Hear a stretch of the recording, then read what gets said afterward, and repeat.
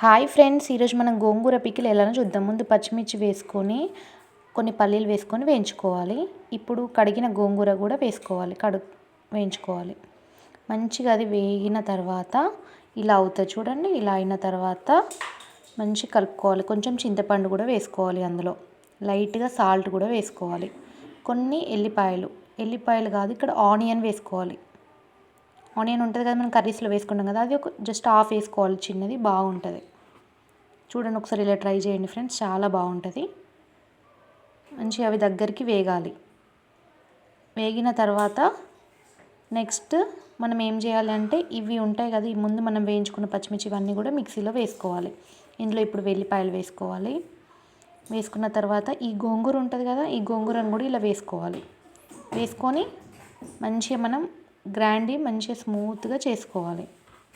ఈ పేస్ట్ అనేది ఇందులో వేసుకొని మిక్సీ పట్టేసుకోవాలి. కొంచెం కోర్స్గా పట్టేసుకొని ఇప్పుడు ఆయిల్ పోసుకొని అందులో జీలకర్ర, ఆవాలు,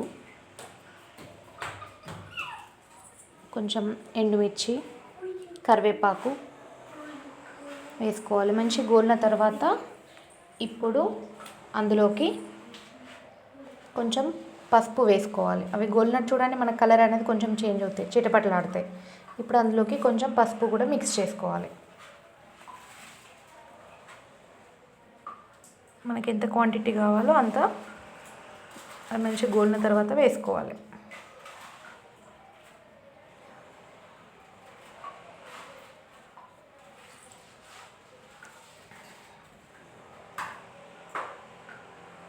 పసుపు నేనైతే 1 స్పూన్ వేసుకున్నాను.